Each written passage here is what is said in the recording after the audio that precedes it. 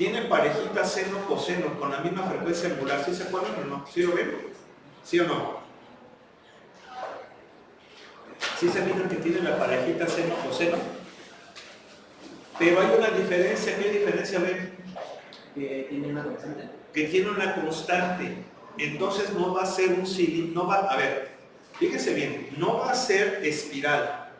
¿Por qué no va a ser espiral? Porque para que sea espiral tiene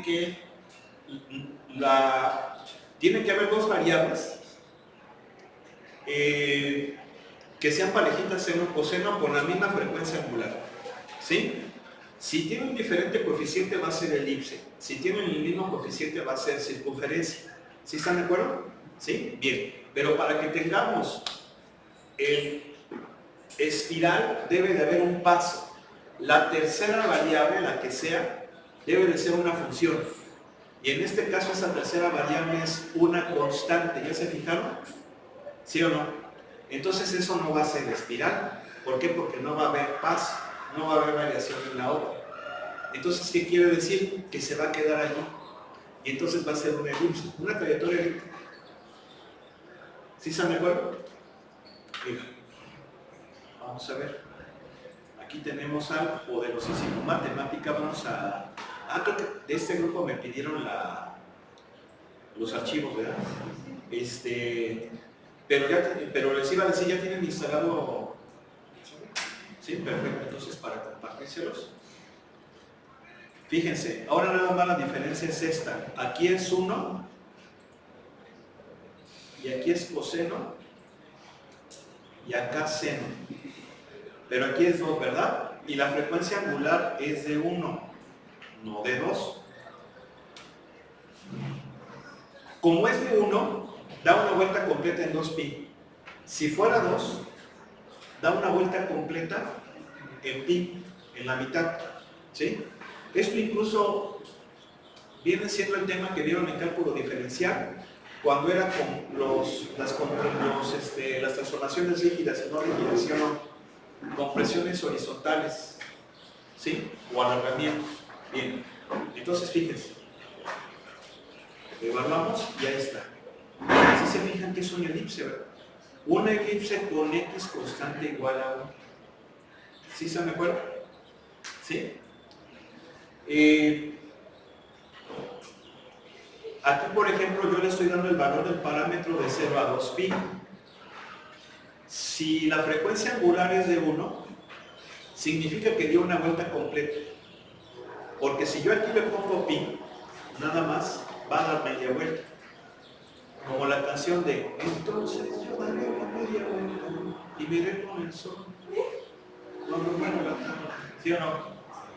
Que por cierto surgió una discusión en el otro grupo. Porque yo les decía, vean cómo somos nosotros, ¿no? Y allá cómo tratan. Y decía, no, pero es que esa de que porque quieras o no, yo soy tu dueño, se hace muy así, como que yo no, pero espérate, es que escucha la canción. Luego, ¿qué dice?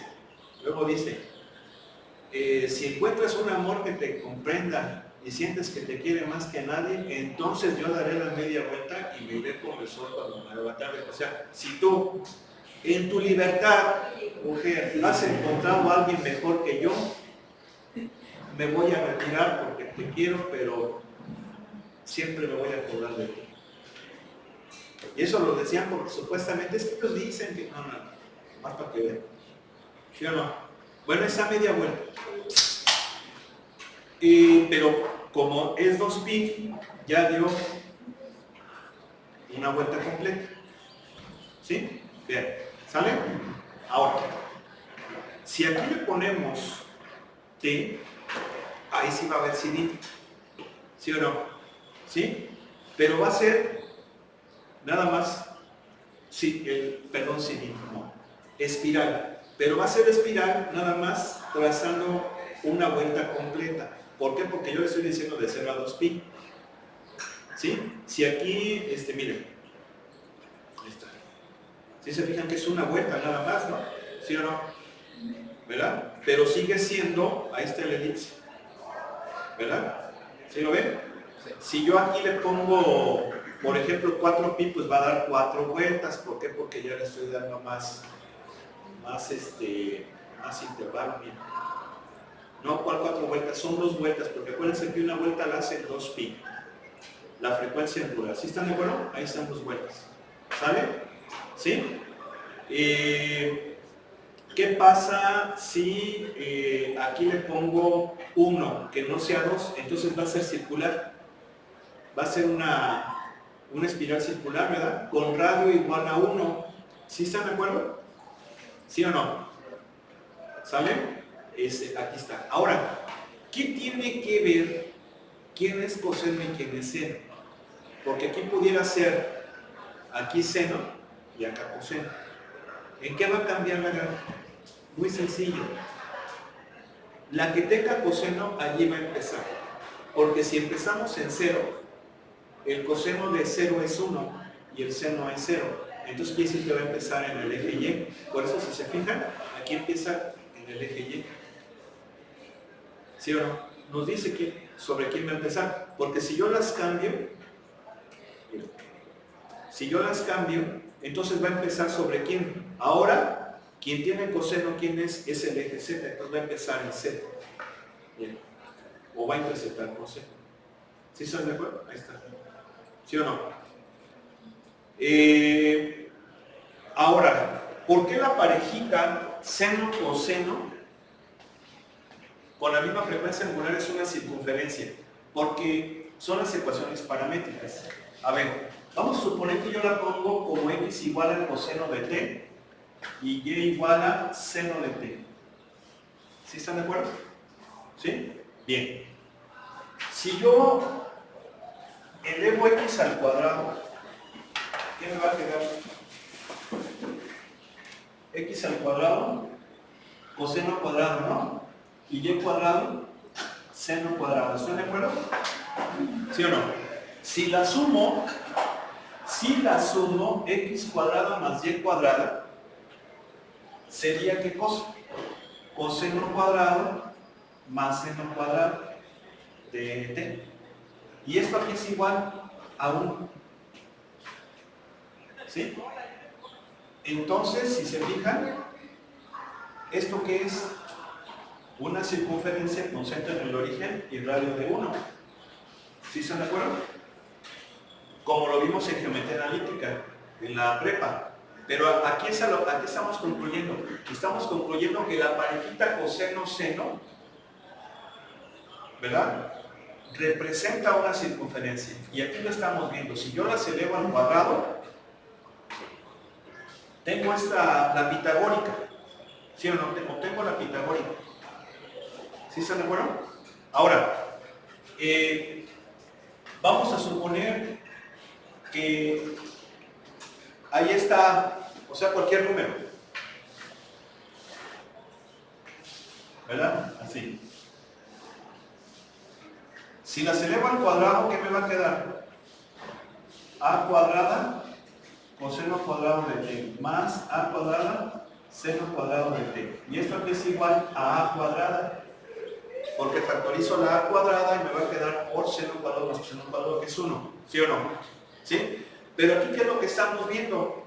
Que el coeficiente viene siendo el radio. Por eso era que yo les decía, el radio es de 1, porque los coeficientes son 1. Si hubiera sido 2, el radio hubiera sido de 2. Si hubiera sido de 3, pero el mismo coeficiente para que sea circunferencia, porque si es diferente, va a ser elipse.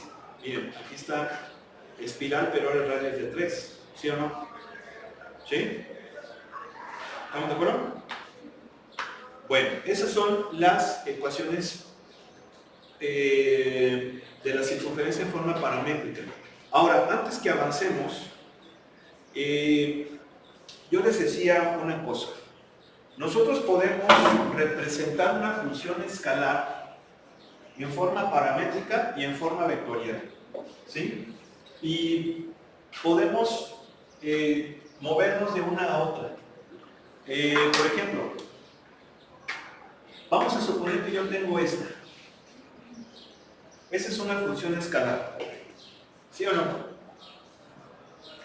¿Sí? Es una función escalar. ¿Qué es? ¿Una qué?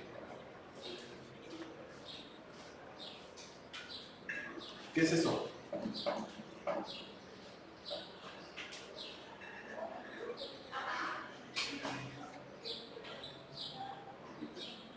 ¿Eh?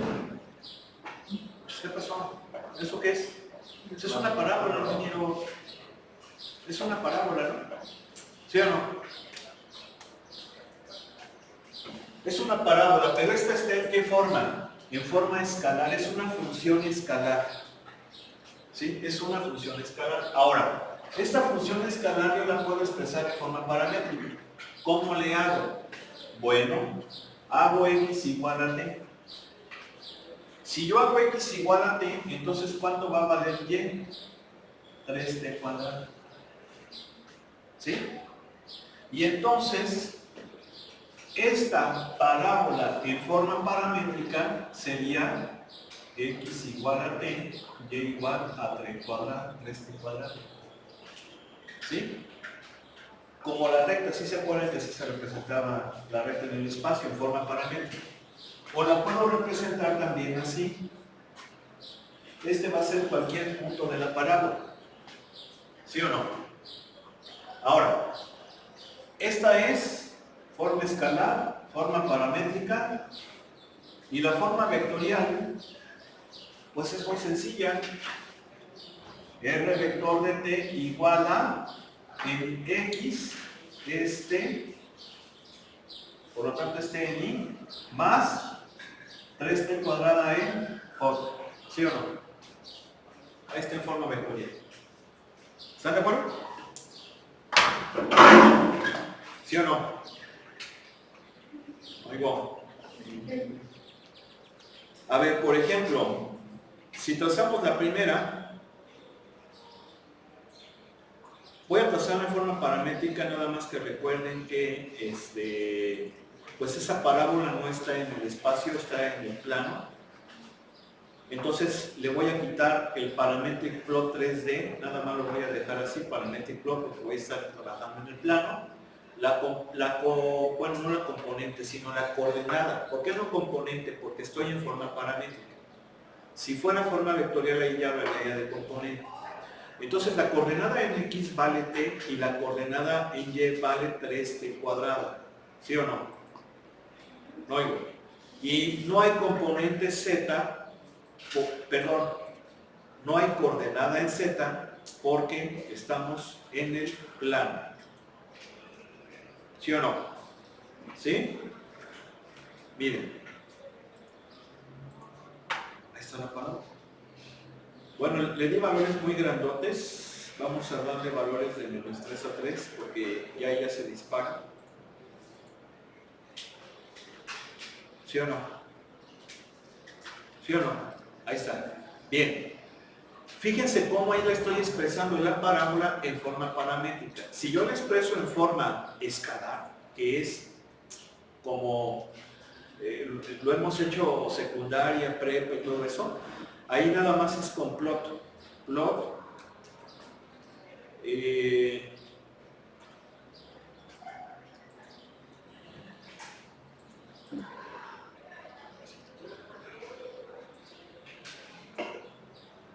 Bueno, plot 3x cuadrada, ¿verdad? ¿Sí o no?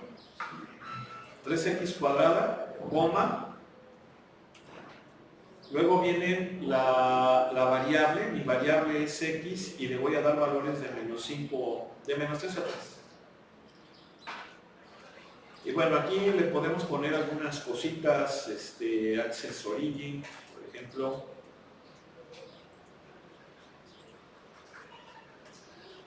Le podemos poner más cosas, pero bueno, vamos a dejarla así. Y ahí está la parábola. Es la misma. De hecho, si quieren ver que es la misma, miren, aquí sí le puse el Access Direct, se lo voy a poner también aquí, tal vez por eso me las cambia.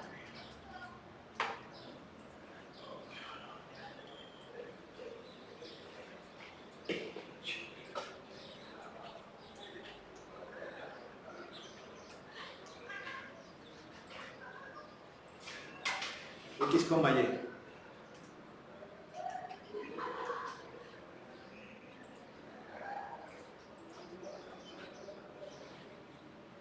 Parece que son diferentes, pero son la misma.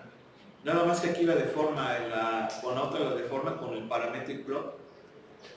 Pero vamos a representar a las dos en una sola. ¿Sale? A ver, vamos a llamarle, acuérdense, a una A y a otra B, y luego le ponemos aquí que nos las grafique en una sola, ¿no?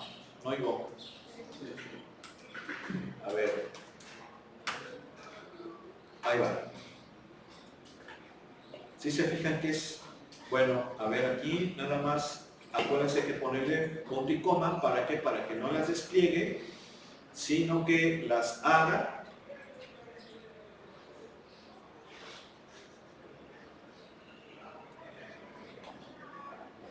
Dice que no se pueden combinar las gráficas.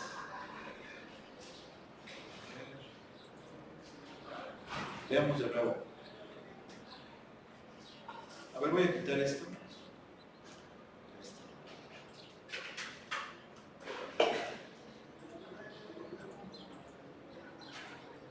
Ahí está. Una sola. ¿Sí se fijan que ahí están las dos?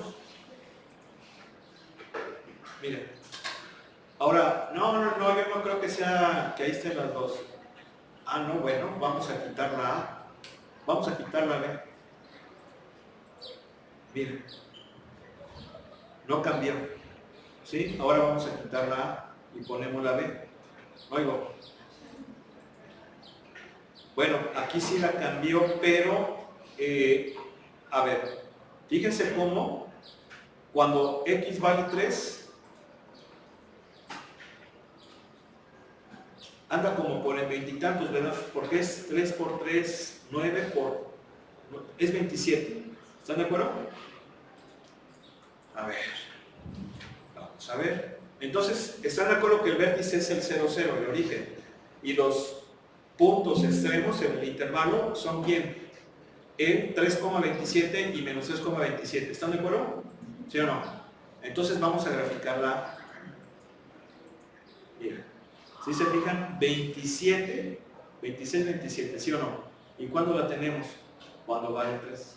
Sí, es la misma, nada más que ya cuando las ponemos separadas, pues ahí sí ya no se nota. ¿Quedó claro? No oigo. Bien, pues vamos a continuar.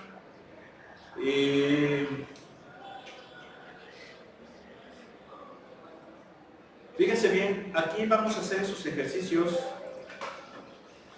Nos dice que relacionemos cada ecuación paramétrica con la gráfica correspondiente y que expliquemos el por qué la elegimos de esa forma. Si se fijan, aquí tenemos del 19 al 24, ahorita hago la hoja más grande. Tenemos ecuaciones paramétricas, esas son ecuaciones paramétricas, no son funciones vectoriales. Son ecuaciones paramétricas o funciones en forma paramétrica, ¿están de acuerdo, no? ¿Sí o no? Ya lo explicamos. ¿No oigo? Entonces la idea es relacionar con estas gráficas que están aquí. Obviamente, pues, como tenemos unas que están en la otra página, pues esas las vamos a tener que dejar aparte para no estar moviendo tanto la hoja y pues vamos a trabajar con las que están aquí. ¿Sí? A ver, ¿quién será la 21? Bueno, pues es que esto es fácil, simple y sencillamente nada más hay que analizar la ecuación en forma paramétrica. ¿Y cómo le vamos a hacer? Le voy a dar un valor notable. Un valor notable, pues obviamente es un valor que es representativo para ver cómo se comportan allí las ecuaciones paramétricas, identificar un punto importante y también analizar el comportamiento de las funciones paramétricas por separado. Recuerden que cada coordenada pues es una función paramétrica. Entonces, por ejemplo, esto no va a salir porque pues ya ven cómo es el cañón. A ver, si t vale 0, están de acuerdo que voy a tener el punto 0,1,0. ¿Sí o no? Es decir, la función contiene al punto 0,1,0. Entonces, bajo esas circunstancias quedan descartadas la número 1, ¿sí o no? Queda descartada la número 2, queda descartada la número 3, queda descartada la número 4 y queda descartada la número 5, ¿sí o no? ¿Sí? ¿Por qué? Pues porque debe de pasar por el punto 0,1,1, ninguna de esas, ¿verdad? Las que descartamos, pues no. Probablemente la 3 pudiera ser, ¿verdad? Aquí vemos que hay una intersección, aparentemente hay una intersección, pero probablemente sea un cruzamiento. Ya vimos la diferencia que hay, ¿no? ¿Sí o no? Entonces quedan como candidatas pensemos que queda la 3 y la 4. Ahora, ¿qué vamos a hacer? Bien. Como X es T, X puede ser positiva o negativa, ¿sí o no? Pero la Z no puede ser negativa porque está al cuadrado, ¿sí o no? Entonces de esa forma ya queda descartada la 3. Y la única que cumpliría esas características es la 4, porque efectivamente aquí vemos que la X puede ser positiva o puede ser negativa, ¿sí o no? ¿Sí? Pero la Z siempre es positiva. Ahora, si se fijan, está como que la curva es como que más pronunciada del lado negativo, y esto es así. ¿Por qué? Porque X varía linealmente, pero Z varía al cuadrado, ¿sí? Por eso es que la variación en X es diferente, es menos rápida que la variación en Z, entonces vendría siendo la 4. ¿Quedó claro? ¿Sí o no? Bien, vamos con otra. ¿Quién sería la 22? Bueno, si se fijan, bueno, vamos a analizar primero la 24 y ahorita vemos la 22. ¿Y por qué les digo que analicemos la 24? Porque tiene la parejita coseno-seno, con la misma frecuencia angular y con la misma amplitud. Por lo tanto, eso es una circunferencia ¿sobre quién? Sobre la proyección en el plano XY. ¿Sí o no? ¿Sí queda claro? Entonces, de esa manera, queda descartada la segunda, queda descartada obviamente la cuarta, y queda descartada las 6. Porque en las 6 tenemos aparentemente circunferencia, puede ser, pero es sobre el plano XZ. ¿Sí o no? Entonces, pues quedan nada más estas de aquí. 1, 3 y 5. Bien. Pero ¿qué sucede? Que la Z va a ser una espiral. Eso sí, va a ser una espiral circular cuyo eje va a ser el eje Z.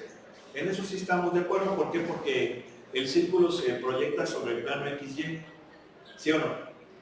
Pero la tercera coordenada, que es la Z, es la que va a dar el paso, la variación. ¿Sí? Esa variación no es lineal, es logarítmica. ¿Sí? Es logarítmica. ¿Y cómo es la función logaritmo? La función logaritmo, si ustedes se acuerdan, su gráfica es más o menos así. ¿Sí o no? ¿Sí?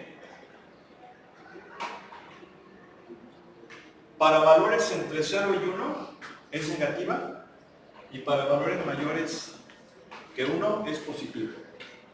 ¿Sí o no? Entonces, de esa forma queda descartada la primera.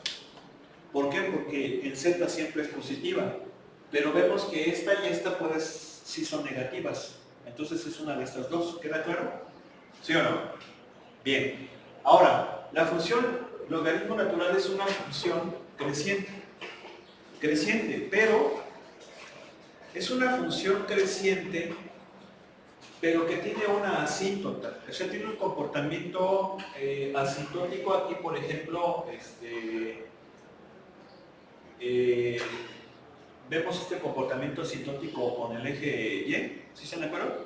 ¿Sí? Y acá va creciendo. pero sí es una función creciente. ¿Sí están de acuerdo, no? Tiene este comportamiento psicotipo aquí, pero es creciente. Entonces, ¿cuál va a ser? La 3, ¿por qué? Porque la 5 no tiene, la Z no es creciente. Aumenta, disminuye, ¿sí o no? Entonces, pues no. Pero esta sí se fijan que va creciendo, ¿no? Aunque ese crecimiento es cada vez menor, pero sigue creciendo. ¿Sí o no? ¿Sí? Bien. Entonces es la 3. Bien. Obviamente la 23, ¿quién va a ser? La 5.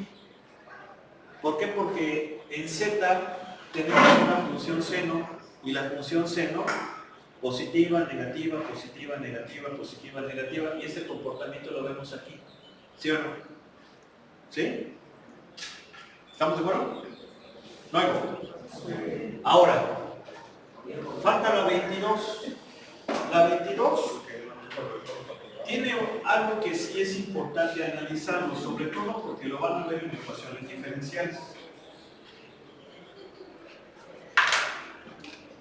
Si ustedes se fijan, esa función es así, e a la menos x coseno de 10t, y igual a e a la menos x seno de 10t, y z igual a e a la menos t. Bueno, en x y en y tenemos la parejita coseno-seno con la misma frecuencia angular. Eso quiere decir que ahí va a haber una circunferencia en forma paramétrica. ¿Sí? ¿Sí o no? O sea, x cuadrada más y cuadrada va a ser ¿quién? Y a la menos 2x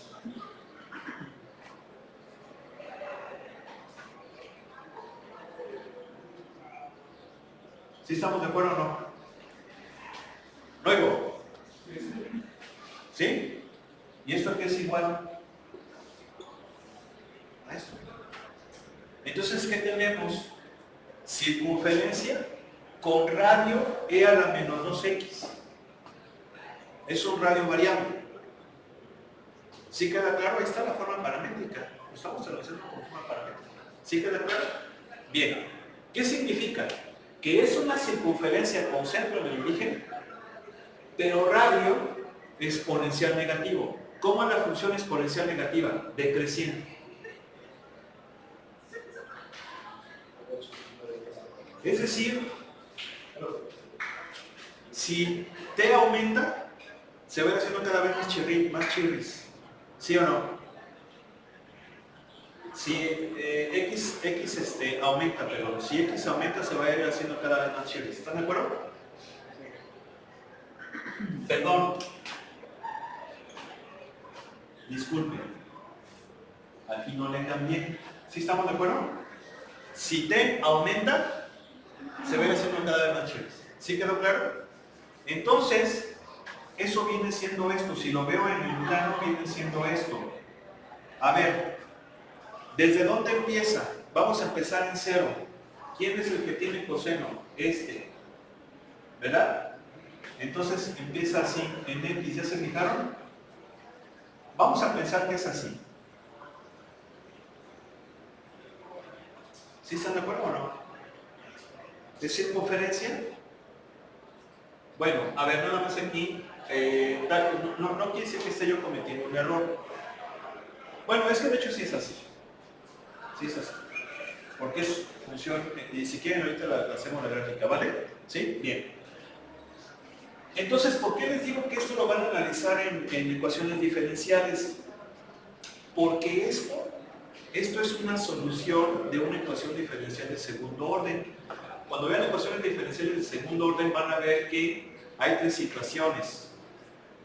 Cuando las raíces o los valores característicos de la ecuación diferencial, que son las raíces de la ecuación auxiliar, son reales, distintos, reales repetidos o complejas conjugadas. Y entonces son 3 situaciones y cada situación va a corresponder a un caso en particular. Si es amortiguado, si es sobreamortiguado, si es subamortiguado o si es críticamente amortiguado. ¿sí? Y esto es importante porque a nosotros nos conviene que sea sobreamortiguado. ¿Por qué sobreamortiguado? Porque si un sistema que varía en el tiempo no se controla, tiende a ser inestable y eso no me conviene. Me conviene que sea estable y por eso los amortiguadores. Si ustedes, por ejemplo, van en su coche, que ya no le funcionan los amortiguadores y pasan un tope, ¿qué pasa? ¿Qué pasa si los amortiguadores están jodidos y pasas por un tope? ¿Qué pasa? ¿Eh? ¿Cómo? Se queda botando. Se queda botando. ¿Sí? ¿Sí o no? Pasas el tope y tiras el coche así. Eso no es bueno. ¿Por qué? Porque no es deseable para la persona, puede ocasionar un accidente si va rápido y aparte pues, le puede ocasionar daños a la estructura, al sistema. Entonces para eso es el amortiguador. Si tus amortiguadores están buenos y pasas un tope, ¡pum! Y lo sientes, ¿no? ¿Por qué? Porque luego el amortiguador estabiliza, absorbe esa inestabilidad. ¿Sí? ¿Sí o no? Entonces, si nosotros analizamos, por ejemplo, nada más en una variable, esto es inestable. Eso es inestable, ¿sí o no? Pero lo que es estable es una cosa como esta. La voy a poner así. No, así. Eso como que es estable. Hay una perturbación y automáticamente, ¡pum!, estabiliza, ¿sí o no? Eso es lo que hace un amortiguador en un sistema masa resorte, en un sistema mecánico, pero en un sistema eléctrico es lo que haría, por ejemplo, un capacitor. ¿Sí? Eso lo van a ver en ecuaciones diferenciales. Entonces, esto es inestable. ¿Por qué es inestable? Vean, aquí tenemos una función trigonométrica que se va haciendo chiquita con exponencial negativa. Es lo que se conoce como envolvente. Entonces, esto no es estable y hay que controlarlo. Claro, también hay que decir que en ingeniería sí hay los sistemas inestables, sí tienen a veces cierta utilidad, sí son también útiles, pero en la realidad nos conviene que tengamos contabilidad, que tengamos estabilidad, que tengamos observabilidad del sistema, ¿no? ¿Por qué? Pues porque eso indica un mejor control. Y eso lo saben los electrónicos muy bien, los electrónicos y los eléctricos, ¿no? Cuando ven sistemas dinámicos, que es una materia chingoncísima. Yo cuando estaba estudiando aquí en la carrera llevábamos 4 de esas materias. 4.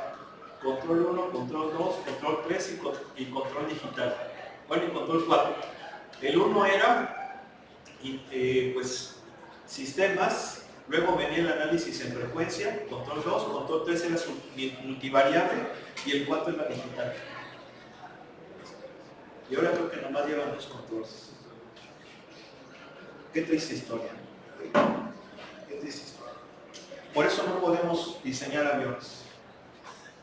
O son pocos los que pueden diseñar aviones, o pueden diseñar naves espaciales, o pueden diseñar cosas, barcos. ¿Por qué? Pues porque no somos buenos para el control. Ya les quitamos esas materias y les metimos que diente la 104, hasta el 3, hasta el Y5. Pero se puede resolver, ¿sí o no? Sé que exigirles que las den de nuevo. ¿Cómo ven? Bueno, entonces, ya para concluir, ¿cuál va a ser pues la primera? Si se fijan que en la primera tenemos un espiral. ¿Por qué es una espiral?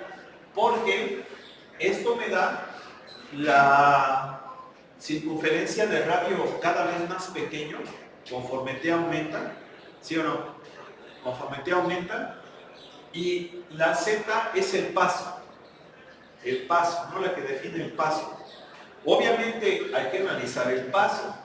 ¿Qué pasa con Z cuando T aumenta? Se va haciendo cada vez más chiquito, cada vez más pequeñito. Entonces, el espiral haría esto. Pero conforme va aumentando ese paso es cada vez más pequeño, se va haciendo chiquito. Entonces ese es el de ahí. ¿Sí o no? ¿Sí? Oigo. Bueno, ahí está. Tenemos 2 minutotes. Pues vamos a pasar a las derivadas. Todo lo que hemos visto de cálculo de una variable aquí lo vamos a aplicar. La derivada es exactamente igual. A ver, fíjense bien, ahí tenemos lo que es la derivada de una función vectorial dr dt, ¿verdad? Pues viene siendo r' de t, así lo podemos ver. Y entonces va a ser ¿qué cosa? Pues la derivada, si la pongo como combinación, bueno, como triada para que sea más rápido, pues va a ser esto. ¿Sí? Y aplicamos las propiedades que ya sabemos de la derivada, por ejemplo, la propiedad de linealidad. Y entonces esto va a ser ¿qué cosa? Va a ser la derivada con respecto de la componente en x, coma, la derivada con respecto de t, de la componente en y, coma, la derivada con respecto de t de la componente en z. O sea, esto. Ahí está.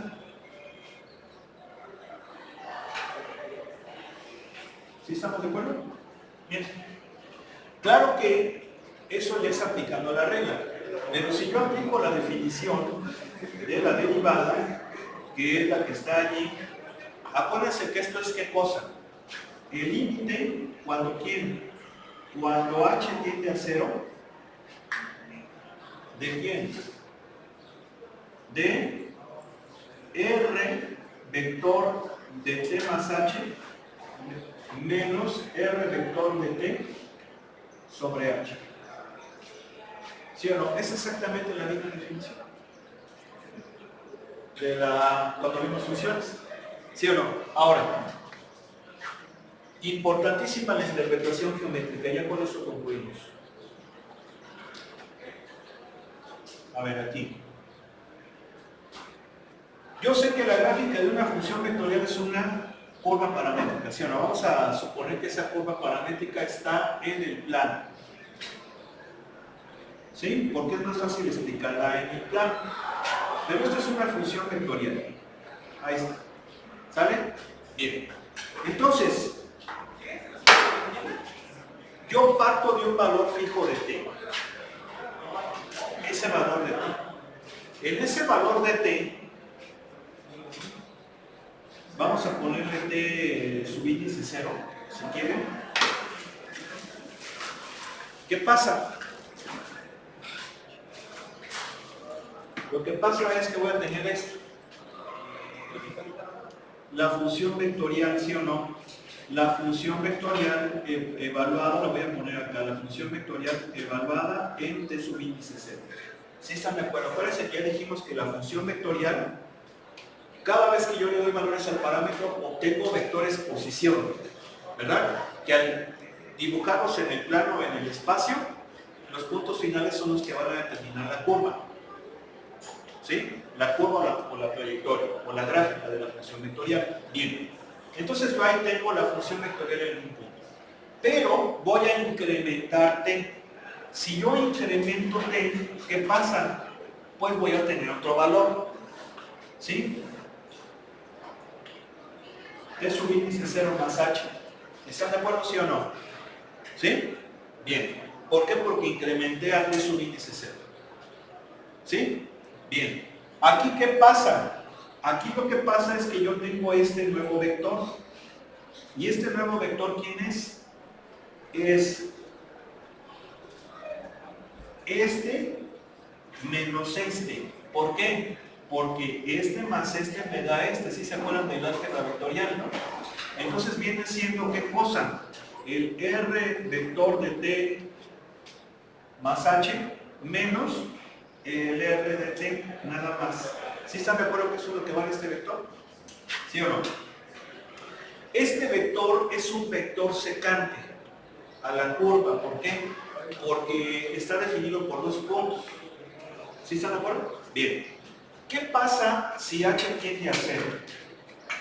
Si h tiende a 0, entonces t más h va a ser cada vez más cercano a t. Y entonces esto viene haciendo esto. Se va a ir acercando acá. ¿Sí están de acuerdo? O sea, voy a ir haciendo esto. Aquí, aquí. ¿Sí están de acuerdo o no? Conforme t tiende a 0. De tal manera que cuando ya prácticamente h está muy próxima a 0, r de t más h y r de t van a ser el mismo vector. Y entonces lo que va a pasar es que este vector secante se va a convertir en un vector tangente. ¿Sí están de acuerdo? Es exactamente lo mismo que vieron en la derivada en funciones escalares, ¿sí o no?